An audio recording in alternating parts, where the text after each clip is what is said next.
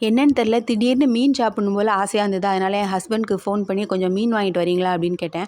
அவங்களும் ஓகே நான் வாங்கிட்டு வரேன். ஆனா வாங்கிட்டு வந்த மீன நீ தான் கிளீன் பண்ணி தரணும். ரெஸ்டாரண்ட்டுக்கும் சேர்த்து வாங்கிட்டு வருவேன் அப்படின்னாங்க. சரி ஓகேன்னு சொல்லிட்டேன். வந்து பார்த்தா 1 மீன் இல்ல, 2 மீன் இல்ல, ஏகப்பட்ட மீன் கிட்டத்தட்ட 15 மீனு. அவ்வளவும் ரொம்ப பெருசா இருந்தது. அவ்வளோ மீனையும் கழுவி குடுக்குறதுக்குள்ள எனக்கு அப்பாடான்னு ஆயிருச்சு. சரி ரெஸ்டாரண்ட்ல குடுத்தோம்னா அந்த பசங்க நல்லா கண்டிப்பா செதைச்சு வச்சுருவாங்க. கரெக்ட்டா ஷேப்பா கட் பண்ணவே மாட்டாங்க.